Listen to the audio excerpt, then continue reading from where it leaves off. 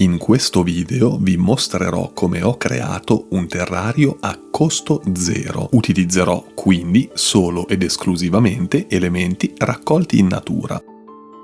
Prendete uno zainetto, dei contenitori di plastica e seguitemi.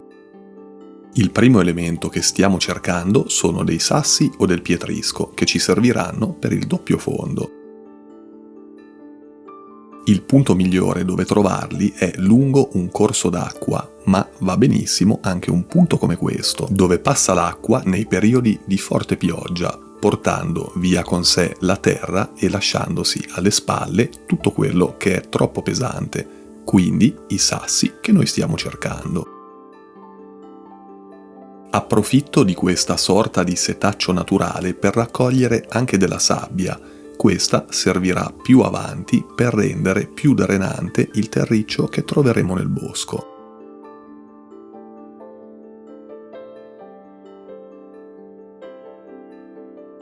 Sotto lo sguardo vigile della mia piccola aiutante mi sposto leggermente più avanti. Il punto migliore per raccogliere quello che diventerà il nostro substrato è infatti in mezzo agli alberi sotto alle foglie. A questo punto devo fare una doverosa precisazione. La terra di bosco non è assolutamente quella migliore o ideale per creare un terrario e la utilizzo in questo caso semplicemente allo scopo di dimostrare che si può creare un minimondo anche senza acquistare nessun elemento. A questo punto ci mancano solo piante e muschi. Per raccoglierli mi spingo leggermente più avanti, fino ad un punto in cui trovo una zona particolarmente umida. Quando si raccoglie del muschio bisogna sempre farlo in maniera etica e sostenibile, quindi ne prendiamo il minimo indispensabile che ci serve per la nostra creazione. Cerco sempre di raccoglierlo da una zona centrale della zolla, in modo da favorire una ricrescita più rapida. Un appunto va fatto anche sull'aspetto legale della raccolta del muschio. Dove vivo io, in Ticino, è permesso raccoglierne la quantità che sta nel palmo di una mano e vi invito ad informarvi sulle leggi e le regolamentazioni delle vostre zone. Per raccogliere le piante ci si potrebbe aiutare anche con qualche strumento, ma personalmente trovo molto più comodo farlo con le mani. In questo modo si può sentire più facilmente dove iniziano le radici e quanto bisogna fare forza per rimuoverle senza danneggiare la piantina. Consiglio anche di osservare bene i propri dintorni e di evitare di raccogliere quelle piante che andranno a crescere in maniera esagerata. L'unica cosa che mi manca a questo punto è un elemento decorativo, quello che diventerà il punto focale di questo terrario. Trovati 2 legni che fanno al caso nostro, è ora di tornare a casa e mettersi all'opera. Mentre vi mostro il mio bottino, vi ricordo di lasciare un like al video e di iscrivervi al canale. Sulla strada di casa ho trovato questi piccoli elementi botanici che ho raccolto in modo da inserirli come piccole decorazioni. Tutto il necessario alla creazione di un terrario è davanti a noi: substrato, sassolini per il doppio fondo, legno decorativo, piante e muschi. La prima cosa da fare è quella di dividere le piante singolarmente, in modo da renderci conto cosa abbiamo raccolto e cosa avremo a disposizione. Questo è un momento abbastanza delicato e dobbiamo lavorare in maniera sicura ma veloce, perché queste piccole piante tenderanno a seccarsi molto velocemente. Proprio per questo, una volta preparate, do loro un'abbondante spruzzata d'acqua.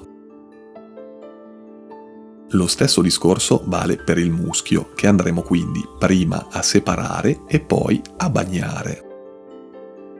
Ne ho raccolte 3 specie differenti, una leggermente più alta che utilizzeremo sullo sfondo, un'altra che risulta più tappezzante, che va quindi benissimo per il primo piano del nostro terrario, ed un'altra che ricorda le foglie di una felce e che ci aiuterà a dare un tocco di varietà al nostro terrario.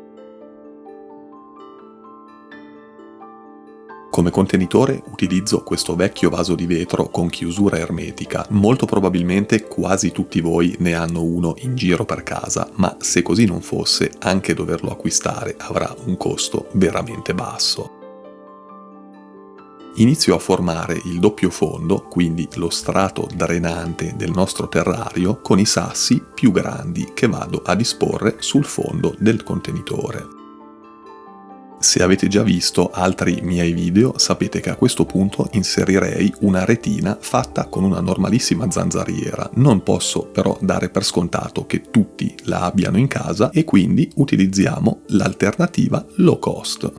Attenzione, come dicevamo prima, questa non è l'alternativa ideale, ma è appunto quella casereccia. Non mi sentirei di consigliare a nessuno che vuole creare terrarium in maniera un po' più seria di inserirci un pezzo di plastica, ma abbiamo capito che questo vuole essere un esperimento dimostrativo e a questo scopo va benissimo. Parlando di esperimento, noterete che da questo momento in poi mi vedrete utilizzare semplicemente un bastoncino, di quelli per gli spiedini, per intenderci. Normalmente starei usando le mie pinze, che sono sicuramente più comode a questo scopo e, se devo essere sincero, sono l'unico elemento che vi consiglio di acquistare, semplicemente perché rendono molto meno frustrante il lavoro, soprattutto per un neofita. Per preparare il substrato unisco la sabbia alla terra che ho recuperato nel bosco.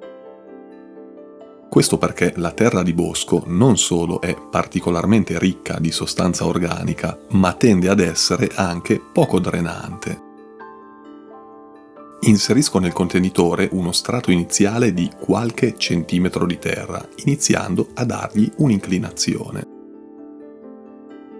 Preparata la base del nostro minimondo, è ora di scegliere quello che diventerà l'elemento decorativo principale. Il primo dei due legni ha delle caratteristiche interessanti, ma a mio avviso si addice meno al tipo di contenitore rispetto al secondo. Il legno risulta però ancora troppo lungo e, dopo essermi reso conto di non riuscire a romperlo con le mani, con un colpo di seghetto lo porto a una dimensione più accettabile. Come potete vedere, oltre ad averlo tagliato, gli ho anche dato una spazzolata sotto l'acqua, in modo da pulirlo nel miglior modo possibile. Data la curvatura di questo legno, mi rendo conto di dover spostare dalla parte opposta l'inclinazione del terriccio.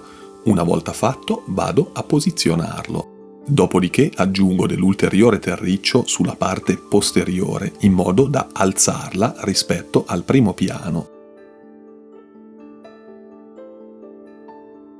Inizio poi ad inserire le piantine, partendo dalle più grandi.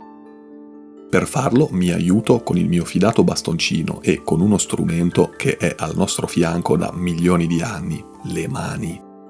Piccola nota, io faccio abbastanza fatica ad infilare la mano all'interno di questo contenitore, ma statisticamente parlando la stragrande maggioranza di voi le avranno più piccole delle mie e quindi avete anche questa comodità dalla vostra parte.